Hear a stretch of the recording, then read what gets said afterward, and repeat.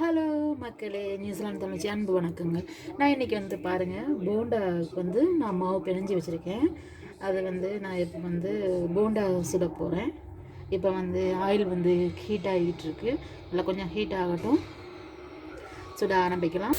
இப்போ பார்த்தீங்கன்னா கொஞ்சம் டிஃப்ரெண்ட்டாக நான் மாவு கரைச்சி வச்சுருக்கேன். அதுக்கு நீங்கள் கேட்டிங்கன்னா டிப்ஸ் சொல்கிறேன். இப்போ பாருங்கள், ஆயில் ஹீட் ஆகிடுச்சு. நான் இப்போ இதில் கொஞ்சம் ஊற்றிக்கிறேன்.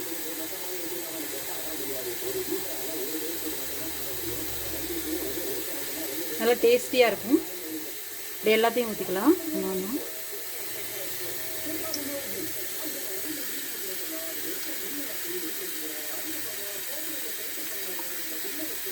நல்லா சாஃப்டாக கிடைக்கும் நமக்கு இந்த போண்டா.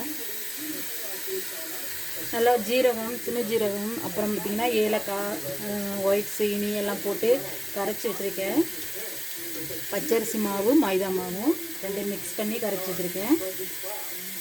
நல்லா டேஸ்டியாக இருக்கும் இந்த போண்டா. அப்புறம் பார்த்திங்கன்னா பேக்கிங் பவுடர் போட்டிருக்கேன், கொஞ்சோண்டு சால்ட்டு போட்டிருக்கேன். சால்ட்டு போட்டால் தான் கொஞ்சம் இந்த ஸ்வீட்டை எடுத்து கொடுக்கும், நல்லாயிருக்கும். பாருங்கள் எப்படி உப்பி வருதுன்னு பாருங்கள்.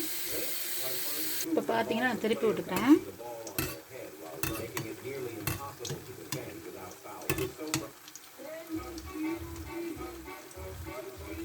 நல்லா சாஃப்டாக இருக்கும் இந்த போண்டா, சாப்பிடும்போது நல்லாயிருக்கும்.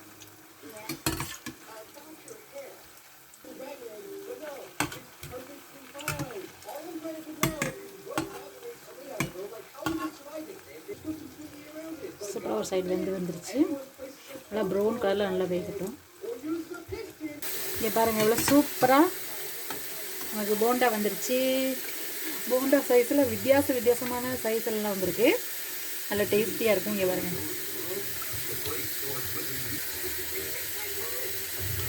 அழகாக ஸ்பூனில் ஊற்றலாம்.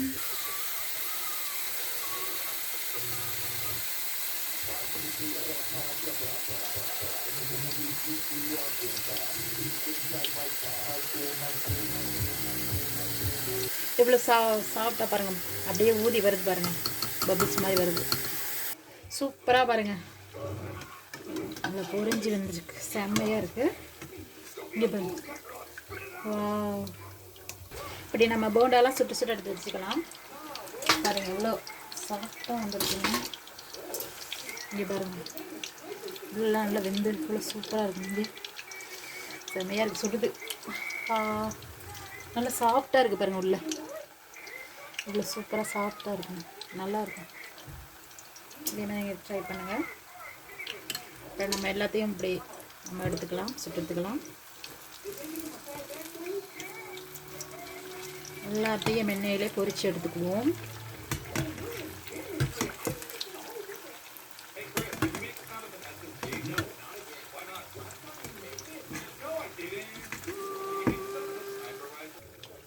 நான் இதில் ஜீரகம் போட்டிருக்கனால, ஜீரகம் நல்லது, செரிமானத்தை கொடுக்குறது. அதனால் நம்ம இப்படி எண்ணெயில் பொரித்து சாப்பிடும்போது இந்த ஜீரகம் நமக்கு சாப்பிடும்போது கொஞ்சம் ஜீரணமாகும், நமக்கும் கொஞ்சம் ஜீரணமாகும். நல்லது சீரகம் சாப்பிட்றது.